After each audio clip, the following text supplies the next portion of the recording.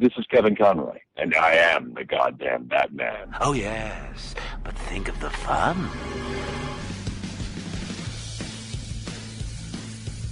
Welcome to The Pull Bag.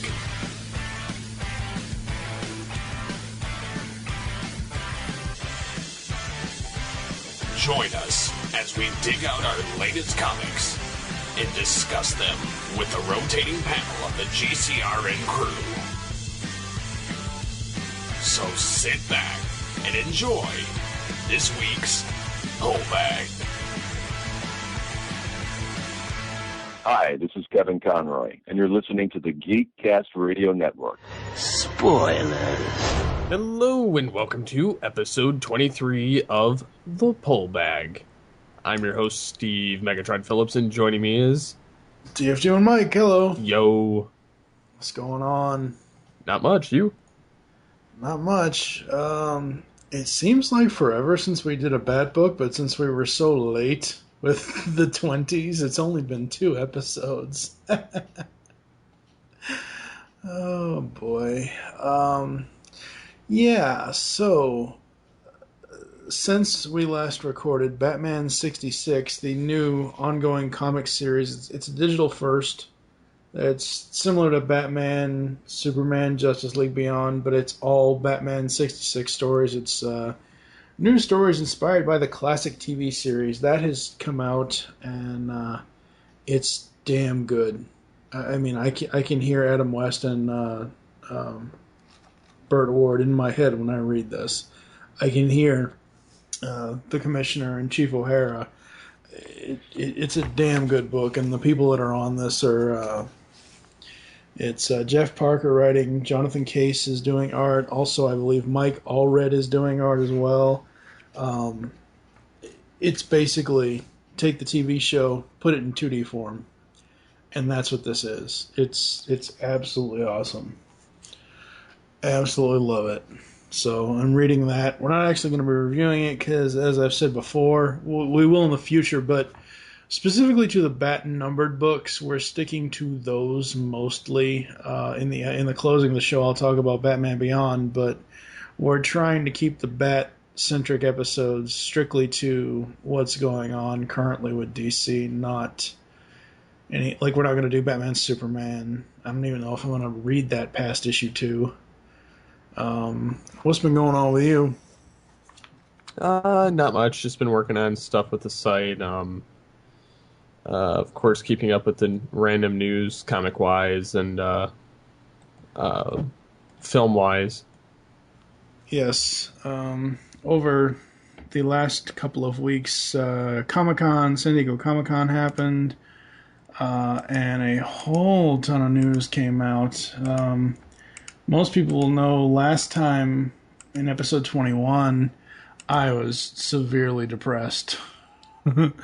With potentially Nightwing getting the axe. And even though they still are maintaining that Nightwing will be severely affected from Forever Evil, from Villains Month, they still don't say how. And obviously they're not going to give that away, but we've got a news article that I'll talk about a little bit about Kyle Higgins, the writer of Nightwing, saying where the book is going to go after Villains Month and stuff like that. So... very, very awesome. But first up, we have some Batman Superman news. First of all, they announced the next DC live-action film will be Batman Superman. Thoughts on that, first of all? Just the fact that they announced that that's the next film. I'm not sure how I feel about that. I mean, I'm ready for another Batman film, don't get me wrong, and seeing what actor they pull. But I don't know if I'm really excited for a Versus. Yeah, because especially with the director coming out and saying that, there's no way that Batman can beat Superman. That's like Michael Bay saying Frank Welker isn't going to be in Transformers 4 or 5. Well, you know, I know Zack Snyder has a affinity for Superman and everything else, but we all know the biggest trope for Superman is his planet. So, what's the one thing Batman would do? Well, kryptonite. Hold up a sliver of kryptonite. Bing, bam, boom. Beat. End of story. Yes, Superman is godly when he's on Earth. Yes, he has superhuman powers. Yes, he could probably beat Batman to death. But apparently, I don't know when this was, but apparently everybody was all up in arms over Man of Steel. Oh my god, he snapped Zod's neck. Spoilers for anyone who hasn't seen Man of Steel yet.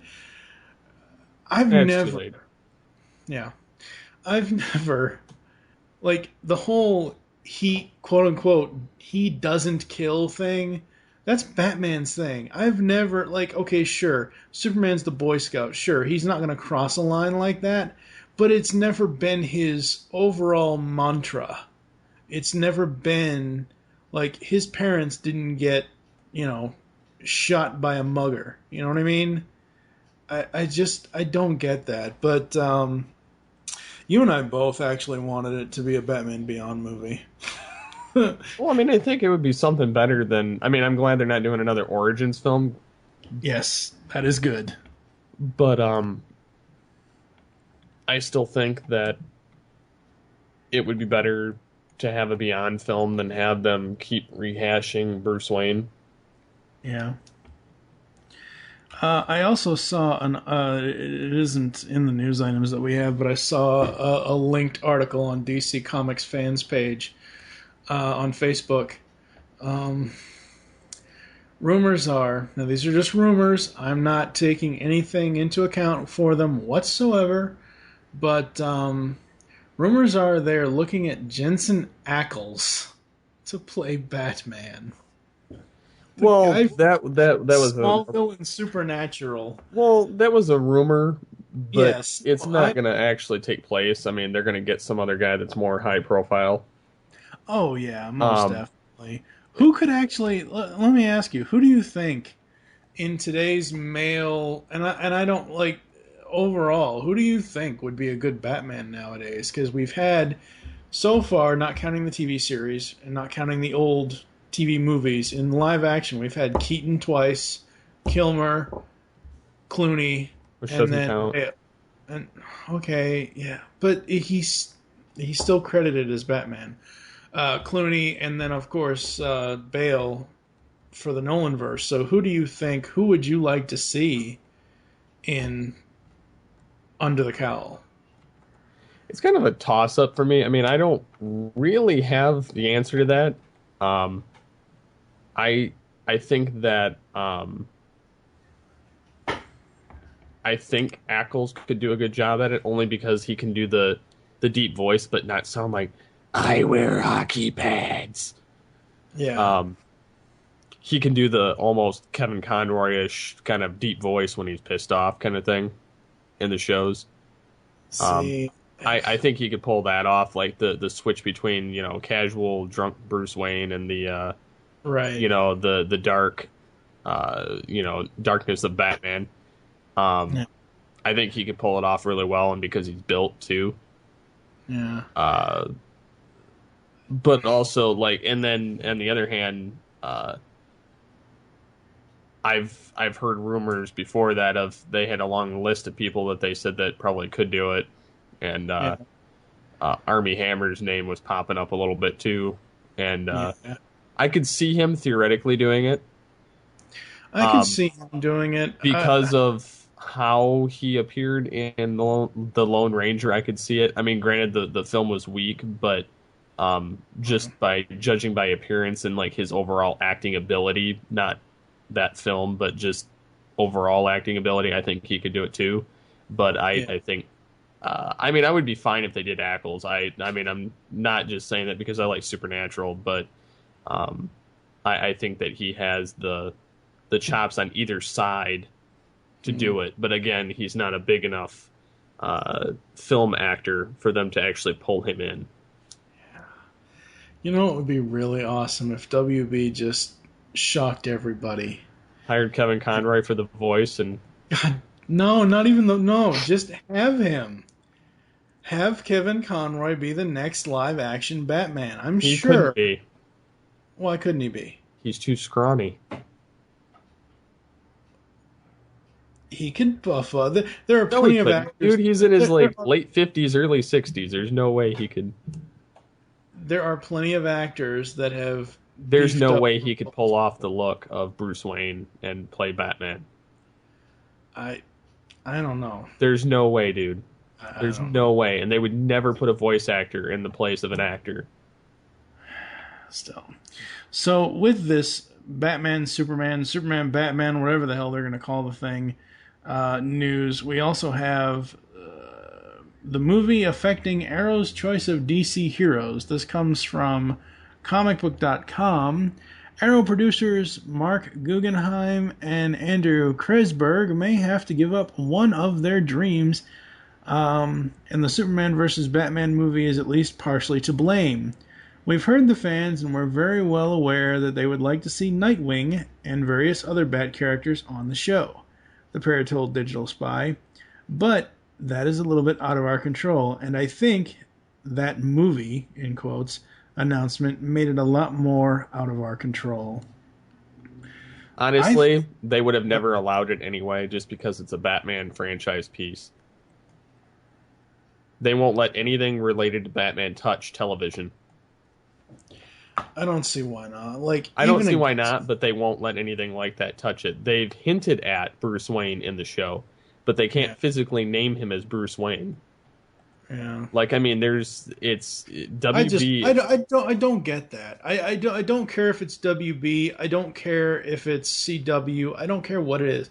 I just don't get that. It's like, what are they so afraid of having Batman on TV again? I mean, really?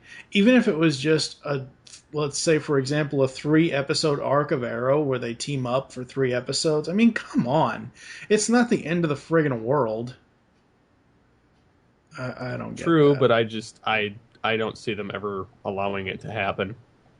Despite the fact that I would love to see Batman come to the actual, back to TV. Oh, yeah, most definitely. But they'll never allow it. Yeah, it sucks. The next one comes from Newsarama. The countdown in which we help DC decide who to kill next. Boo. Damn you, DC. If the last several months' worth of DC Comics are anything to go by, the death of a superhero's loved ones may be the new death of a superhero in terms of somewhat odd and worrying trends in storytelling. In the past few months alone, we've seen, spoilers everyone, both Damian Wayne and Cliff Baker die. And a month earlier, Lois Lane and her unborn child were sacrificed to ensure that Injustice Gods Among Us got off to a suitably daunting start. Trinity War, likewise, started with a death this month, though this supporting character was of the superpowered variety, as Dr. Light met a gruesome and mysterious end at the hands or eyes of none other than Superman. So basically, Newsarama has 10 choices of who DC will kill next in the comics. Number 10 is Maggie Sawyer, who she was, I believe, she's the cop in Metropolis. I could be wrong. I don't remember it. According to this, she's Batwoman's love interest. But I remember her from the Superman the Animated Series as being one of the cops in Metropolis. Jimmy Olsen. Haven't they killed Jimmy enough times? I mean, come on. Jimmy's one of those token characters that dies and comes back all the time. Number 8 is Mira, Aquaman's wife. 7 is Orion, one of Wonder Woman's people. Carol Ferris from Hal Jordan. 5 is Steve Trevor, also of Wonder Woman fame. Lois Lane, for real this time. Yeah, right, for number 4. Number 3, Amanda Waller. I don't see that making a huge wave if they did that.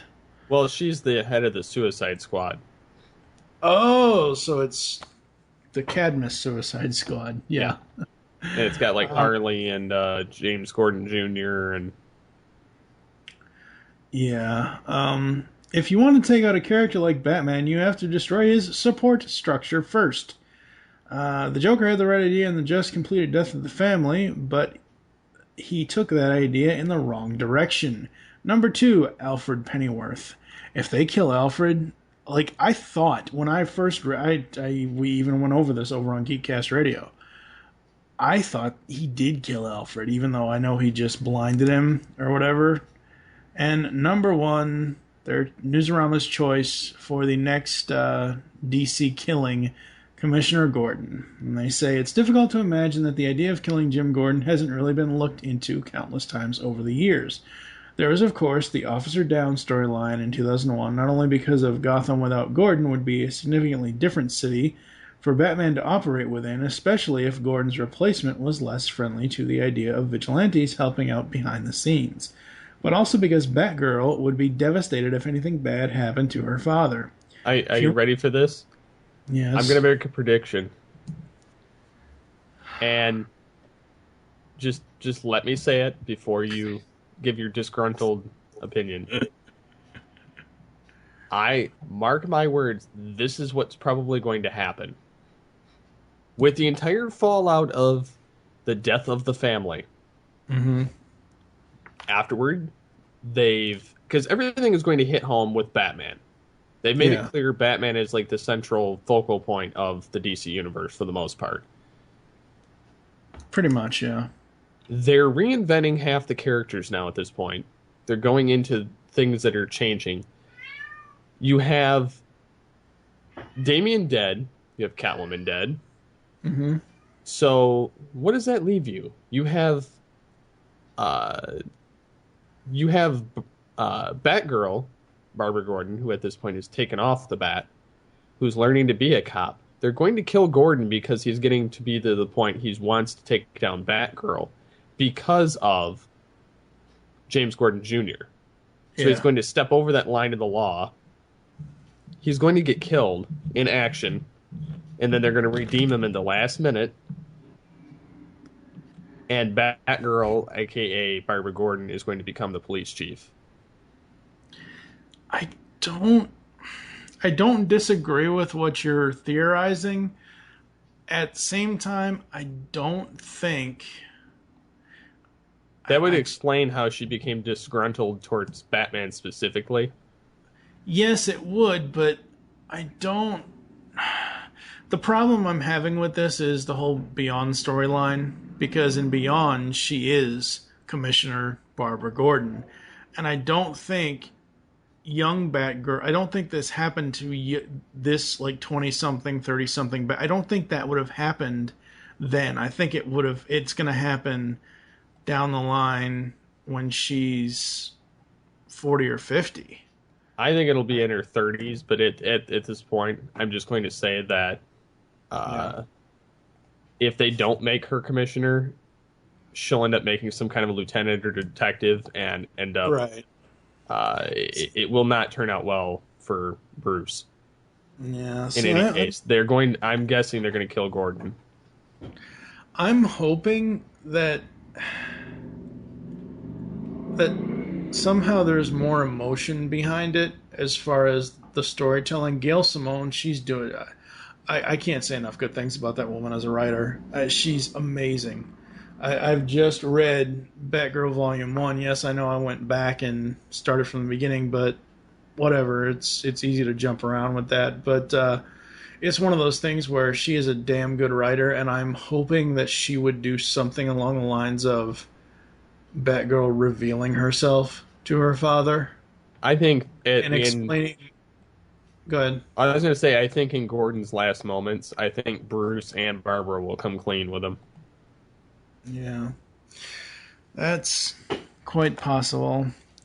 Now, for at least mine, I'll let you handle the final news story. For my excitement and what has brought me out of my stupor and depression of DC and what has pretty much renewed my faith is Newsarama has a new interview with Kyle Higgins, and I believe, as of this recording, he is going to be in the Fat Cave once again on Fat Man on Batman with Kevin Smith. I don't know when that's going to be out, but I saw him tweet about it the other day. But he gives them a new interview, and they're talking about, is Dick Grayson's move to Chicago permanent? And Kyle's pretty much saying, yeah.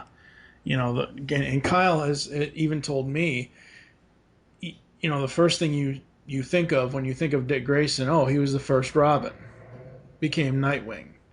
You know, and Kyle has always said that he wants to, keep that be the origin, but he wants Nightwing and Dick Grayson to evolve past being in Bruce's shadow. And what better way to do that than to basically centralize him in somewhere other than Gotham, and putting him in Chicago is I can't, we'll get to it later when we do the reviews, but I can't say enough. Between Batgirl and Nightwing, they are my two favorite books from DC at this point. They really are.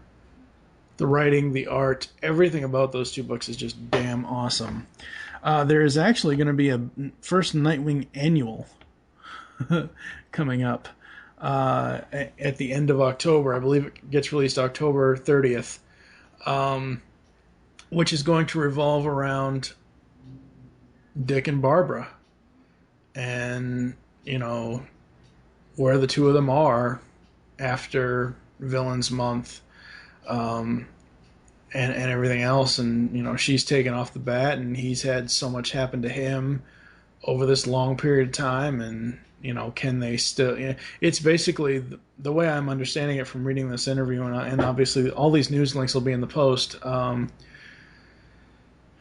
It's basically, can they still be friends? Can they still work together? And, is there anything left for them to do? Because I've always felt, and I know that the DC animated universe kind of put a pin in the whole Barbara and Dick Grayson thing, but I've always felt that those two were the couple for the two of them. I've never felt that Bruce and Barbara should have ever been together whatsoever. And it's not just age difference at all. It has nothing to do with that. It's just Richard Grayson and Barbara Gordon. Just that coupling has always been... I've always loved that. So, what is the final story, sir? Well, the final story is why Batman needed a new origin. Yes. Which I don't totally agree with. Yeah. To be honest. But they're going back and refreshing his tragedy and basically rewriting him before he actually becomes Batman, but he's on his way to training to be the vigilante that is Batman. Mm-hmm. I don't know. I don't know what to think about this yet. I'm still not totally sold on the concept. I mean, I like a few aspects of it. As far as his retelling, but again, I think it's kind of unnecessary. Yeah. And I still don't like the fact that it's a 6-year gap between this point and the current universe. The current universe before they went 0 year. Yeah. And he has a 10-year-old son named Damian, and he's had 3 Robins previously to Damian. Yeah. Which doesn't add up. So until they can clarify that entire mess, I am not sold on it, and I am almost to the point I don't care about the issue. Yeah. All right. Well, we are going to get into some issues after this. First up will be Detective number 22 after this clip. My brain's not a nice place to be. So apparently the Dark Knight Detective is not ready yet. We're going to start out with Batman and Catwoman, which is the Batman and Robin ongoing, number 22. The cover is...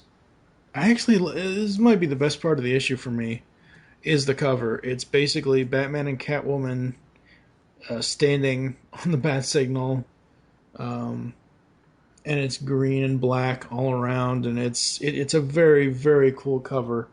Written by Peter J. Tomasi, art by Patrick Gleason and Mick Gray. This issue I didn't care for whatsoever. I did care about one thing here, is the Carrie Kelly angle and the story that's playing out with her and Bruce and Alfred and Titus the dog.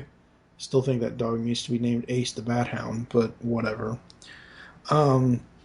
I like that part about it, but because I don't read Catwoman and I don't read Justice League, it was kind of a shock to me to find out that Catwoman is an auxiliary member of the Justice League. That's really strange. The art, when it comes to Batman and Catwoman, it's very, very strange. I will say I do like how there's a scene in the book where they're disarming people, and it's all in shadow. So it's like a red background with their profiles in shadow. I like that. The story itself, it was alright. Like I said, outside of the Carrie Kelly stuff, I just didn't care for the Catwoman story. I like the character, I just didn't like her in this. And coming up next for Batman and Robin, or whatever you want to call it, next for issue 23, will be Batman and Nightwing. And I don't know what's outside of Villains Month, which is also happening, and we will have, here in the pullback, Steve and I are going to do a 2-parter episode where we cover 4 issues of a character that we want to talk about for Villains Month. We'll announce more about that at the closing of the show. But I don't know where, like, after Batman and Nightwing, I don't know what they're going to do after that. No clue. At all. Alright, we'll be back after this. It's Batman! I'm Batman, damn it. And we're back to the pull bag, and next up is the Detective Comics number 22, which the cover has a nice split of Batman and the Wraith, which is basically his polar opposite. It's like a shattered glass version of Batman. So it's basically Owlman then, right? Not really. Well, Owlman was Batman's evil opposite. In an alternate universe. Yeah. This one's like Batman, but he kills and he's... Yeah, so it's Thomas Wayne. No, it's not. I know. But his sidekick is Scorn, and he fails him, and he throws him off the elevator. He kills him and throws him off the helicopter that they're flying away on. But he has a plan for Batman, more or less. Not really much action or stuff going on, but it was pretty much... I mean, it was a good issue. It featured this new character and kind of introduced him and his no-nonsense kind of personality. But right. It was kind of slow, like a little sluggish going through the issue. But it's pretty much all set up for issue 23. Uh-huh. But the character looks badass, and I'm looking forward to seeing the throwdown between Batman and Wraith. Interesting that they would name the character so close to Ra's. You never know, it could be. Probably is. I doubt it, but it could be. Yeah. Maybe it's Batman's clone. Maybe it's Robin. It's Batman's clone. Why you gotta bring Hardak into this? No, it's not. I'm not bringing Hardak. It could be Damian Wayne's clone that killed Damian Wayne. Oh my god. It could be. More than likely, it's not. I wish the Joker would have just cut that kid's head off. It could be Dick Grayson. No, don't even go there. I will reach right through these computer wires. And I'll cut your hands off. Yeah, right. Alright, anything else on Detective 22? No, just mostly pick it up even if the character doesn't appeal to you, pick it up for the cover, because the cover's pretty awesome. Alright, we're gonna move on. Welcome to Gotham. I never thought I'd hear myself saying this, but where's the bat? We're handling this. Oh, that's reassuring. Up next is Batgirl 22, The Ultimate Sacrifice. Now, I gotta say, out of all the Bat books, Fernando Passerin and Jonathan Glapion, or Glapon, I don't know how to say his last name, I'm sorry, sir. These people for Batgirl on the art and specifically the covers, they look like paintings. They really do. Like, out of all of the Bat books that I've seen covers for, the Batgirl covers look damn amazing. 23 and 24 look like masterpieces you would see in an art gallery. They look so awesome. This cover is basically Batgirl with a knife cutting off the bat symbol and a blood-drenched chalk-line body around her midsection. Kind of like laying that out, but just absolutely awesome. We start off the issue exactly where 21 left off, where she is having to get ready for this date with this kid named Ricky. And apparently Ricky is a former car thief who she caught once. So they start going on this date. They get into trouble with a gang, and she kicks their ass. Again, absolutely love the art. It's just so very fresh, so very awesome. So after she beats these guys up, instead of going to the opera like Ricky suggested, they go back to his house and have a home-cooked meal with his mom. And after which, we have her meeting Commissioner Gordon for lunch and whatever else, and they eventually go to the shooting range. Now, most people might find this kind of like, what the hell? Batgirl hates guns because, hello, the Joker shot her. But Gordon just wants to protect her, wants to make sure, she obviously knows how to protect herself. I mean, she is Batgirl, but he doesn't know that.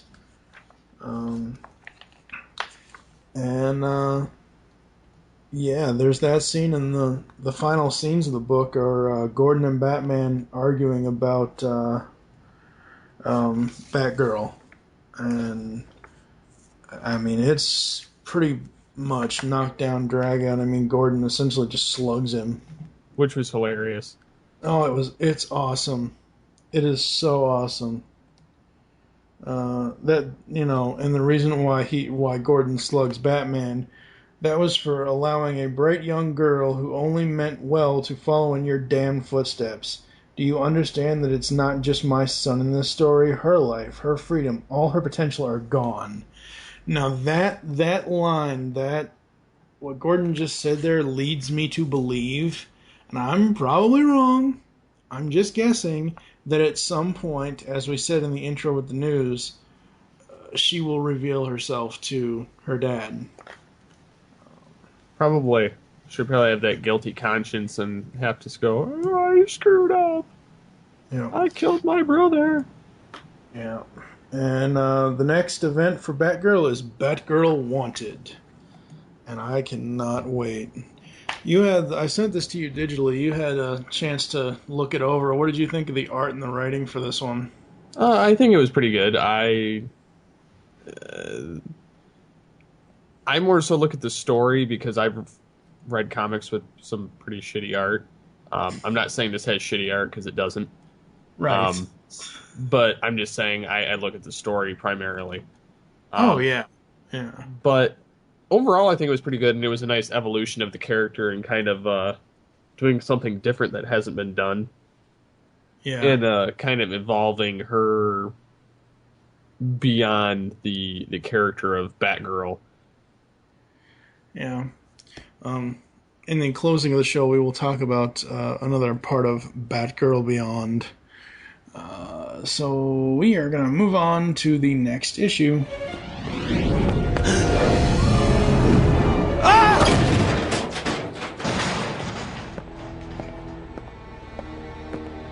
Here, kid.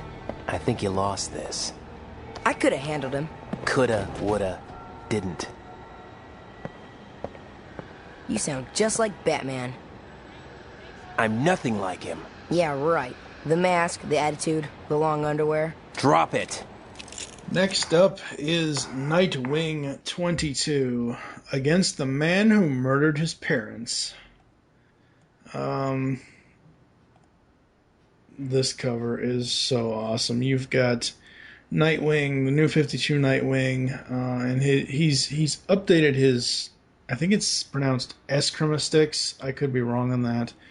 But he's updated his sticks. It also shows John and I believe her name is Mary Grace. I could be wrong. I just remember the Flying Graysons from Batman Forever. I'm sorry, folks. I'm probably wrong. But Nightwing, Dick Grayson's parents, and him with Tony Zuko falling as well. And man, Kyle Higgins is really knocking it out of the park. The issue starts off with his roommate, Michael, getting a phone call from, I believe it's the mayor. Or no, it's not the mayor. It's I don't know who that is. Wow, that's crazy. It's one of the mayor's lackeys, or it's one of the policemen or something, and we then cut to the mayor's office directly, and Nightwing pops in upside down. I love this image. You saw this, right? Oh, yeah. Nightwing in Showtime. I love this image. I actually got the digital version, and I saved this image and cropped it out, and it's my current Facebook profile picture, Nightwing upside down. So awesome. So he and the mayor have some words, and he's basically still on the hunt for Billy Lester, a.k.a. Tony Zuko. He's able to plant a bug in the mayor's office. Which was hilarious. Yeah, very hilarious. Because at first when he was reaching, like, that page where he's reaching across the mayor's desk, I thought he was going to reach out and grab the mayor's hand to stop him from, you know, most businessmen have that undermount alarm for the guards to come. Mm-hmm. I thought he was doing it first, and I realized, oh hey, it's a bug. And then we go to Nightwing and the girl that nearly accosted him a couple issues back when he first moved in, having lunch or dinner or whichever. So that was interesting. Where are we now? More of this footage stuff, more of the Michael character editing the footage and giving it to his editor. And then the prankster comes into play, and the prankster is pretty much going to blow stuff up. We then cut to Billy Lester, who is Tony Zuko's alias, and he and his family, his two boys, and his wife are, I assume they're in Miami. That's what it looks like. So that's an interesting thing there. Nightwing is attempting to stop the prankster, and as I said before, stuff blows up, and we pretty much leave the issue with Nightwing facing off against the prankster and what looks to be the cops as well. Or it might be one of the prankster's goons. I don't even know if the prankster has goons off the top of my head. And the prankster is organizing all these. Yeah, they look like police officers. Wow. He's got all these police officers at the last panel. I believe they're police officers, or they're workers, or they're just ordinary citizens of Chicago. His final line is, "Then you'll live as long as you can stay still," because he's got them all wired. And the next issue is Windy City Gone Wild. Absolutely love the art in this. Now, I did mention last time that I love Brett Booth's art, and it was a damn shame that he only was on Nightwing for a couple of issues. But apparently, the new artist, Will Conrad, is going to be the full-time artist for Nightwing going on, from here forward. I've said this before. Ever since I've been reading Nightwing, no matter what the art, it doesn't, between Nightwing and Batgirl, even though they've changed artists, it doesn't, like, I don't see a difference in the styles. The only difference I saw in Batgirl was when the speech bubbles, like the narration bubbles changed, but Will Conrad does amazing, amazing work. Absolutely loving where Nightwing is going.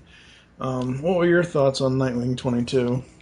I just like how he's getting more in your face and kind of confrontational, but still keeping his kind of edgier, sarcastic tone when he's saying stuff.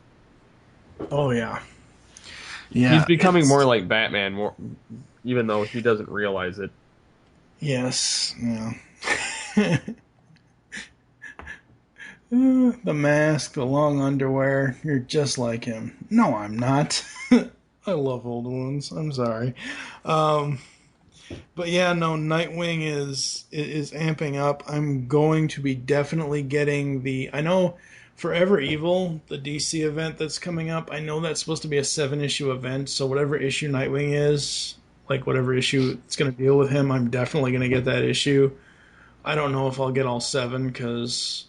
That's expensive. Well, not only is it expensive, but it's... Again, for me, it goes to character. I'm not going to buy an issue about Aquaman if I don't give a crap about reading about Aquaman, so... all right, well, we'll be back after this clip from Batman. The timeline's restored to equilibrium. We're the only two people who remember what happened. Last up is Batman. 0 Year, Secret City Part 2. I love this cover. The forging of the bat symbol. Yep. Absolutely love it.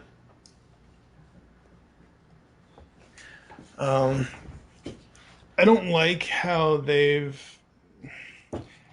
done variant covers because they're releasing multiple versions of the book. They're releasing like a black and white for like a combo pack where you can get, I assume the combo packs are the regular book plus a digital copy. I just don't think it works that well in black and white, but here in the color is just absolutely awesome. Where do you want to start with Secret City Part 2? I guess that first panel looks like he's in at the entrance to the cave. Like before he falls in. Mm-hmm. So that's interesting. And then we have a pirate's flag. A green skull on a pirate's flag. And it's the Red Hood gang attacking a blimp. Yay. I know this is supposed to be 6 years from, 6 years in the past from whenever now is, but do people even 6 years ago in Gotham still use blimps? Really? That's a Batman blimp. I know. I don't know. I felt the story was kind of lacking here. I felt it was quite lacking in a lot of areas. Yeah. I mean, you have the blimp, and he's posing as Cobblepot. Yeah, I didn't get that at all. And it took me a while to figure out that he was posing as Cobblepot until I actually saw Cobblepot. And then I was like, oh, that's who he was supposed to be. And then we get to, the fact he steals some DNA from the one guy. And then his uncle, basically ousts him in front of everybody. Yeah, that was a douche thing to do. And then he has his showdown with the Riddler. Which, that was really interesting. I liked that. I liked that about it, yeah. That was one of the stronger parts of the issue. Was that whole altercation going on. Yeah, it was, because what was interesting about it was just how they did it. Well, they put him on a timer, but the timer was going around that dial. Yeah. So as long as the dialogue fit within that dial, he would answer it. But the second it was over, he was gone. Yep.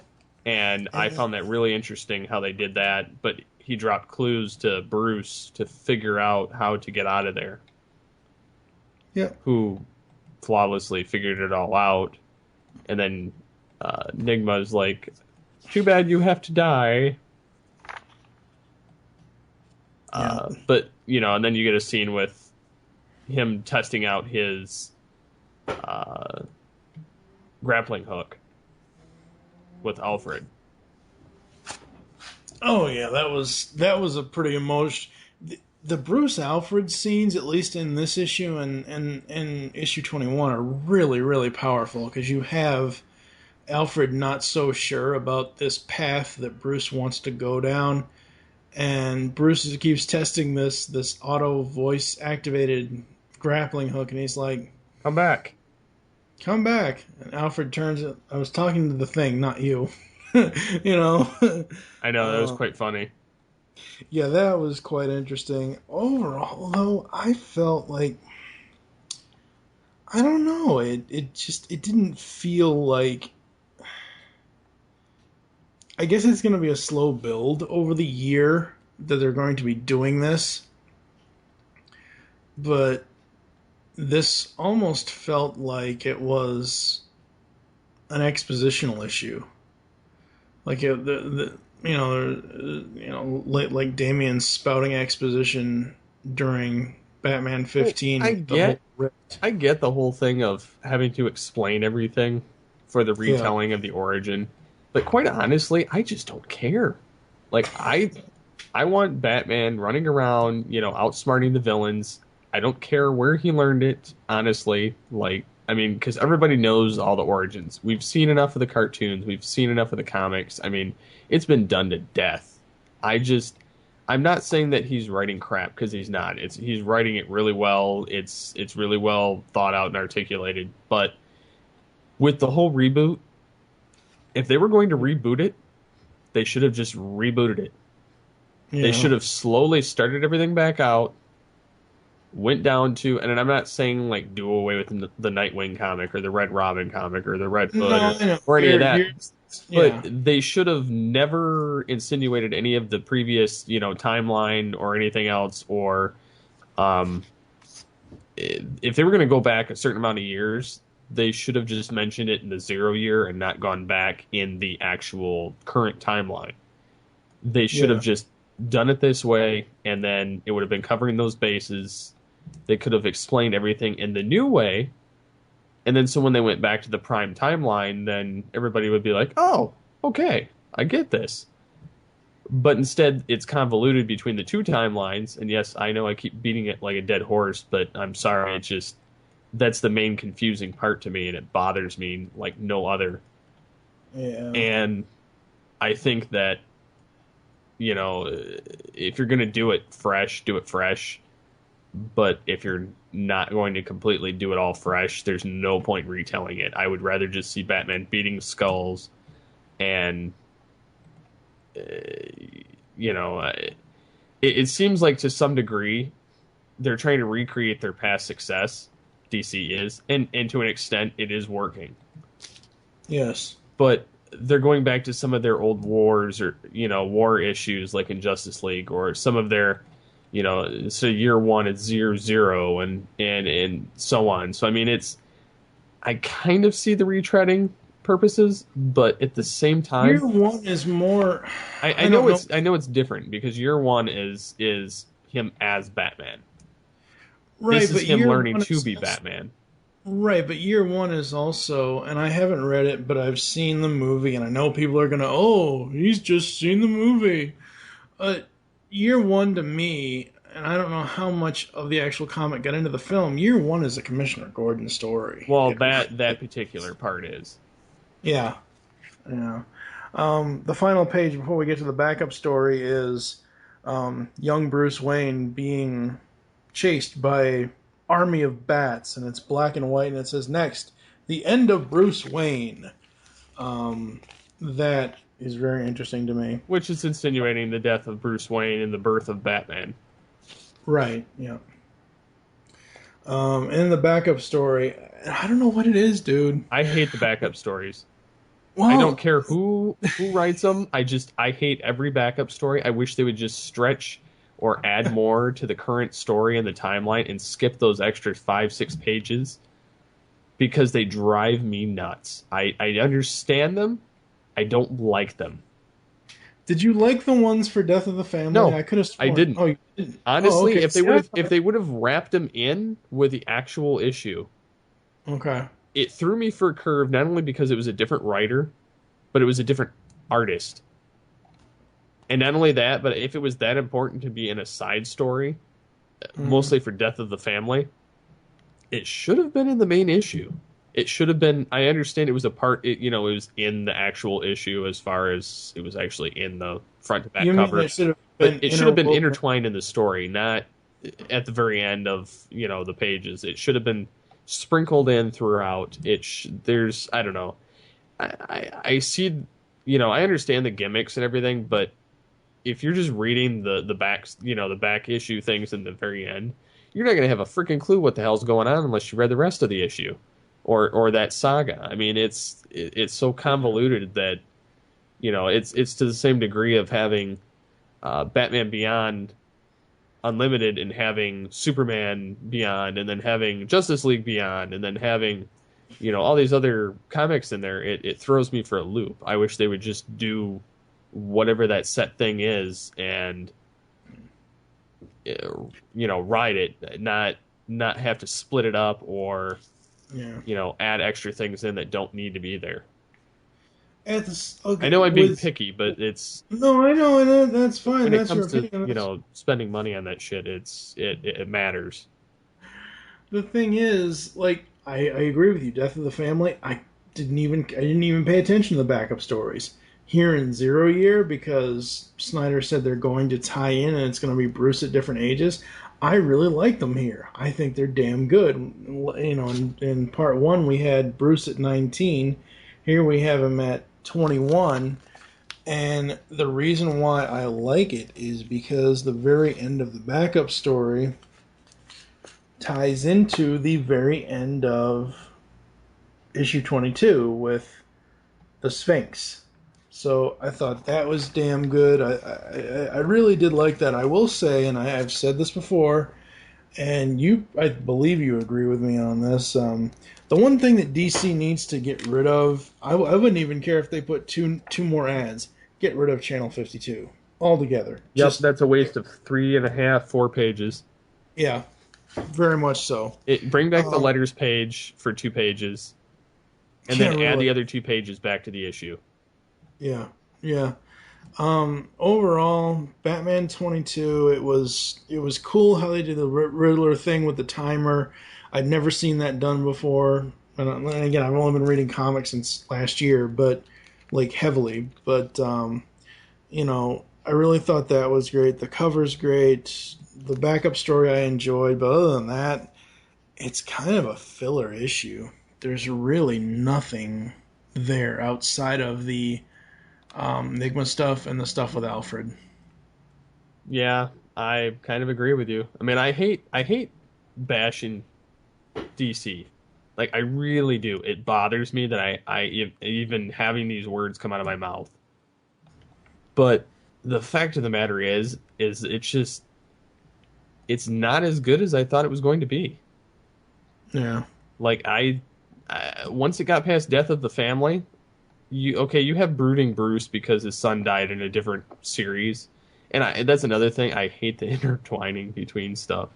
Like, I understand certain sagas should have it, but there are certain points that I just think that they should have a certain set of storylines going on within that story and then just let them go in that storyline. Yeah, no, I agree. Now, I don't mind when there's, like, crossover. Like, if Batman shows up in Batgirl for an issue or 2, or if, I don't mind when they do, like, character crossovers. It's the storyline crossovers, like, right, it's Batman Inc. cross into everything. And that's the thing, it's like... Because I don't collect Batman Inc., I don't care. Yeah, I don't care either, and I don't, I do eventually want to get the 2, even though I've said before, how much I loathe Damian Wayne, and he's gone for now. But yeah, I know. I do want to catch up and get the Batman and Robin first 2 volumes in trade eventually, because I do want to read that. I do want to see if, because I've only been exposed to Damian in issues that he's been in. I haven't, like, Batman and Robin I know is his series, like that's his series where he and Bruce are, but outside of it, I think I started at issue 15, so again, I do want to go back and see if maybe I'll like the kid a little bit more. I doubt it, but Zero Year's got to pick up, man. It really does. I'm to the point. I'm almost done. Like literally, I just as soon stick with Detective at this point. Yeah. Like it's not doing anything for me. Yeah. All right. Well, we're going to go to a quick break. You're going to hear some audio clips and some other stuff, and we'll come back to close the show after this. Give me a triple. Now. We are back, and before we close the show out, we're going to head 65 years into the future with Batman Beyond Unlimited.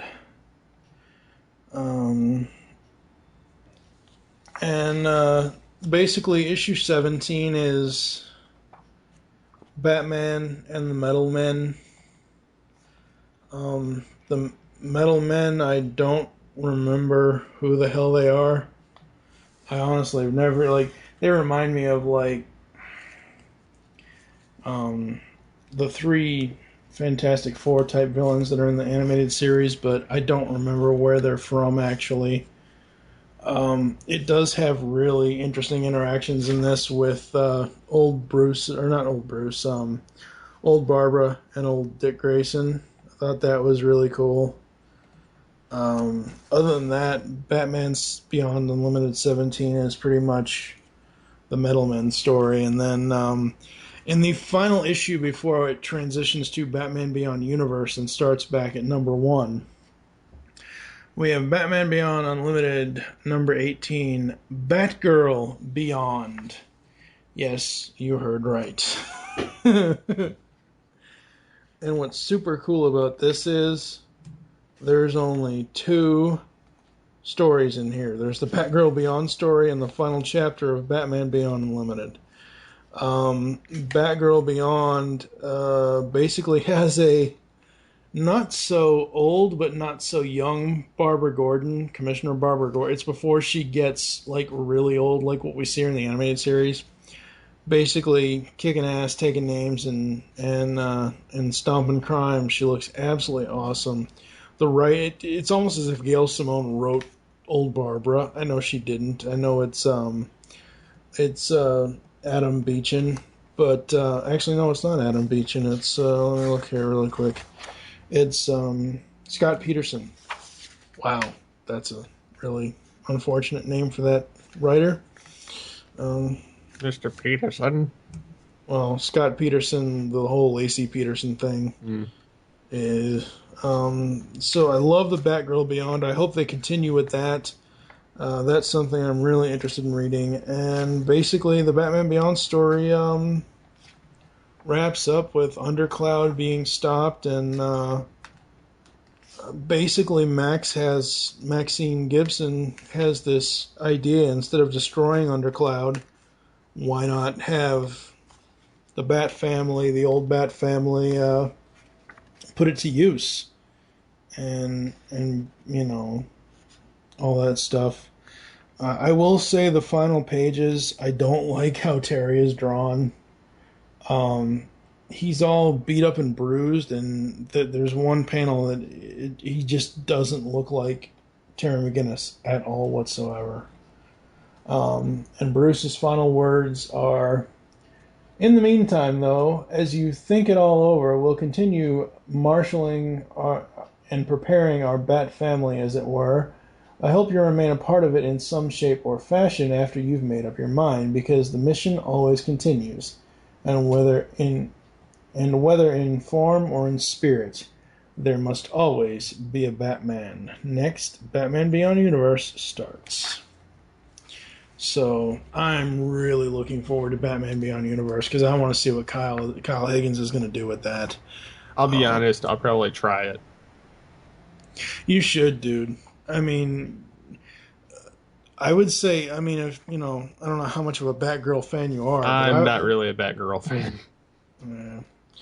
But Batgirl Beyond was damn awesome. Pretty cool. But yeah, no, Batman Beyond Universe is going to be. And they said that it's supposed to be still.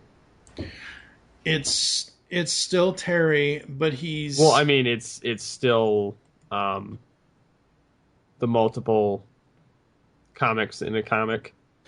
I think it is, yes. Because if that's the case, I'll probably just pick up the trade. Only because I don't want to deal with all the rest of the crap that I'd be buying. I'd rather get all of what I want. Yeah. I actually tried asking around for what I believe the second volume of Unlimited should be coming at some point. So hopefully soon, because I believe that's going to be issues 14 to 18. So you can read that all in one go. And I'll probably be picking that up as well. But I've pretty much, like, if they're going to do it this way, how they did it in issue 18, if they're going to do Batgirl Beyond and Batman Beyond and just have it those two, I don't mind that at all, because Batgirl Beyond was damn good. But yeah, you're right. If they're just going to do Bat, Soup, and Justice, I still got to get it, though. I still got to get the single issues, and like I've said before, I'll just trade them in for credit at my comic shop. But no, I can't wait till next month when Kyle takes over. Adam's run was Adam Beecham's run was damn awesome. He treated the characters just as if we, watched them in the animated show. It was absolutely awesome, and I know Kyle is just going to do the exact same thing. So, some announcements for the pull bag. I don't know what episode number it is off the top of my head. I believe it's 29 and 30. Steve and I are going to be doing Villains Month coverage, but we're only going to be doing the characters that we want to discuss.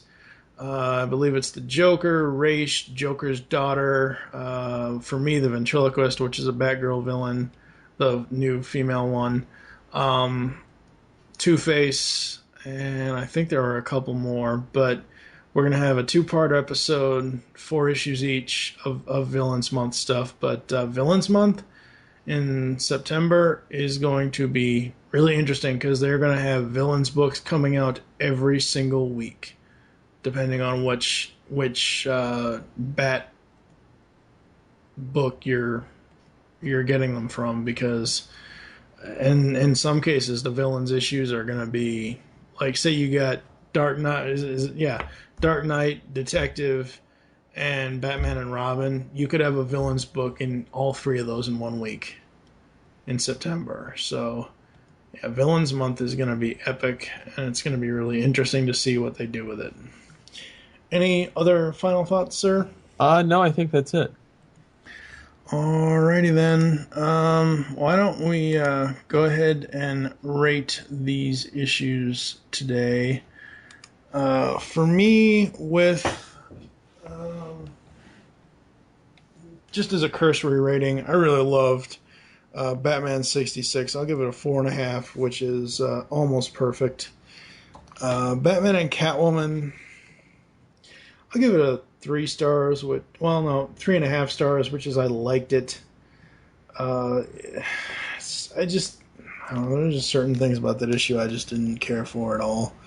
Batgirl for me gets a 5-star, which is a perfect. Loving that series. Same thing with Nightwing, perfect. Batman 22. I gotta give it a 3, which is, for our rating system, is barely passing.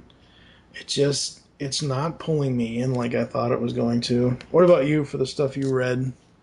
Detective, I'd probably give it a 4.5, just because it was better than Zero Year to me. Zero Year, I'd give probably a 4. Nightwing, I'd give a 4.5.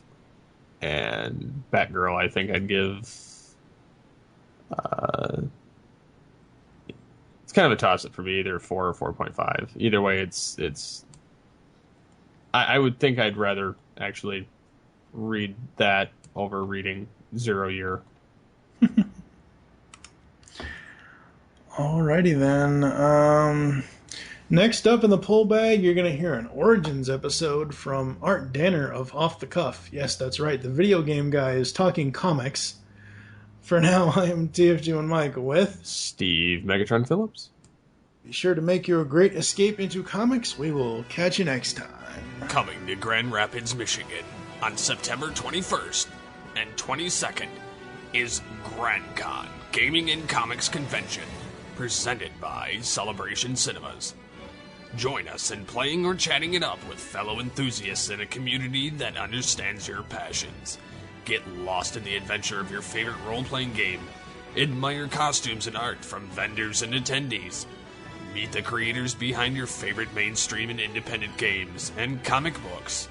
Check out unpublished games and sneak peek at things to come. You can get all this and more at GrandCon. For more information, please visit www.grand-con.com. You just heard the latest episode of The Pull Bag, GCRN's comic book review podcast. There are several ways to get in touch with us and leave feedback for the show. You can visit the website, geekcastradio.com, where you can comment on the episode and all of our different podcasts. You can rate our show on iTunes. Be sure to leave us feedback. Call the voicemail line, 502-526-5821. Please remember to tell us the show you were leaving the message for and your name. Become a fan of us on Facebook by searching Geekcast Radio Network. You can send us an email, feedback@geekcastradio.com. Follow us on Twitter @GeekCastRadio. So until next time, unleash the geek in you.